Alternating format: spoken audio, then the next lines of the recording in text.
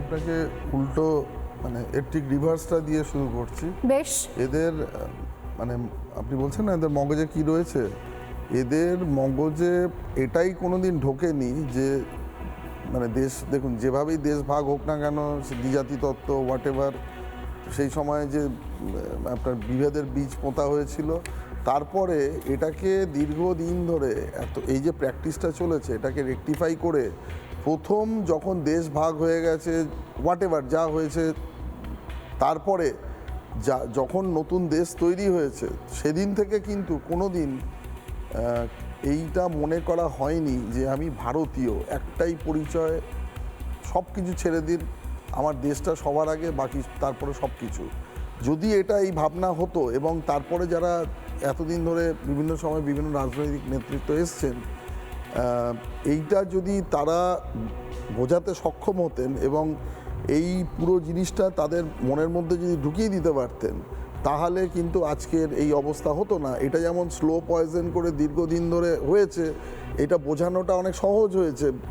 যারা শাসক হিসাবে রুল করেছেন তারা কিন্তু কোনো দিন এটা বাধা দিতে যাননি, উল্টে তাদের এমন এমন কার্যকলাপ বা ভোট ব্যাংক বা অন্যান্য যে কোনো মানে রাজনৈতিক স্বার্থচারিতার জন্য এমনভাবে কাজ করেছেন, তাহলে তারা কিন্তু সযত্নে এটাকে লালন পালন করে রেখে দিয়েছেন।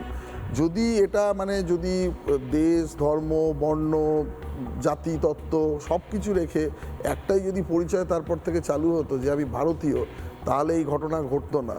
এবং সেটা বোঝানোর জন্য এতদিনে যেটা হয়ে এসছে, তারপরে দেখুন সেই আমার নিজের ঘর যদি ঠিক না থাকে, আমার ঘরকে ডিস্টার্ব করার জন্য চতুর্দিকে এই অ্যাটাকটা আসবে, এটা খুব স্বাভাবিক। আমাকে সেই শিক্ষিতদের বোঝাক, অশিক্ষিতদের বোঝাক, মাদ্রাসা দিয়ে বোঝাক, মানে বিভিন্ন টেকনোলজি দিয়ে বোঝাক, সোশ্যাল মিডিয়া দিয়ে বোঝাক, বিদেশ থেকে ফান্ড দিয়ে বোঝাক, হয়েছে।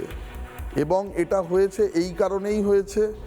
তারপরে আরও যেটা খুব মারাত্মক জিনিস, মানে এই যে আজকে আমরা যেখানে দাঁড়িয়ে আছি, মানে দেশকে যারা আমাদের শাসন করছে, এই যে ধরুন যেভাবে মানে ভোটের থিওরি বা যা হোক না কেন, বিশেষ করে আমি আমার রাজ্য নিয়ে যদি আলোচনা করি, মানে সচেতনভাবে যারা শাসক হয়েছে তারা কিন্তু প্রশাসনকে পরোক্ষে বা প্রত্যক্ষে মদত দিয়ে গেছে যে তোমরা এই সিস্টেমকে, ইকোসিস্টেমকে বজায় রাখবে, যাতে পরোক্ষে আমাদের ভোট ব্যাংক বজায় থাকে, এরা আমাদের বিভিন্নভাবে হেল্প করে, তার বিনিময়ে মানে আমাদের ইকোসিস্টেম ঠিক থাকে।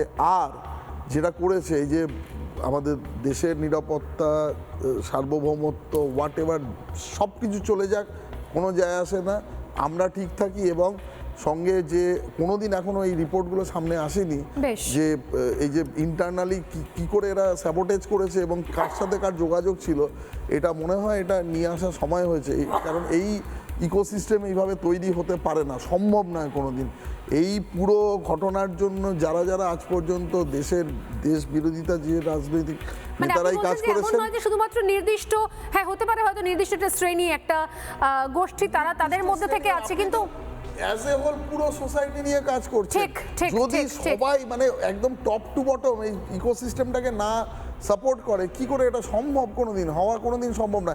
এখান থেকে বেরিয়ে যেতেও আমাদের, আপনি একটা কথা বলে মানে শেষ করছি, মানে শুধুমাত্র নাম বা তাকে আলাদা করে তার পরিচয় দিয়ে ধর্ম দিয়ে লাভ নেই, খুব বেশি আপনি বলেন যে এটা বন্ধ হবে কাজ করছে সব মিলিয়ে। পরের কোশ্চেন হচ্ছে এটা একদিনে বন্ধ হবে না। এরা যেভাবে এই পুরো ইয়েটা করেছে, এদের প্রতি আমরা এত লিনিয়েন্ট, একজনকে মানে কাসবকে ফাঁসি সাজা দিতে মনে হয় কত বছর লেগেছিল, সম্ভবত 10-15 বছরের নিচে নয়।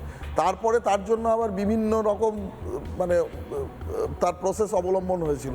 এদের যদি ঠিক মতো এর সবক না শেখানো হয় এবং যদি আইন এতটা স্ট্রিঞ্জেন্ট না হয়, মানে তাহলে কিন্তু এই শুধু আমরা এত বেশি সহনশীল না, হতে হতে হতে হতে হতে হতে মানে একদল এসে আপনাকে 1 সেকেন্ডে মেরে দিয়ে চলে যাবে, কিচ্ছু ভাববে না। আরেক দল 15 বছর ধরে তাকে খাওয়াবে দাওয়াবে সবকিছু করে, তার জন্য আইনজীবী নেমে পড়বে। আমাদের যারা নেমে পড়ছে তাদের জন্য কঠোরতম সাজা হওয়া উচিত। নানা ধরনের কন্টেন্ট দেখার জন্য লাইক করুন, শেয়ার করুন আমাদের ফেসবুক পেজ, সাবস্ক্রাইব করুন আমাদের ইউটিউব চ্যানেল।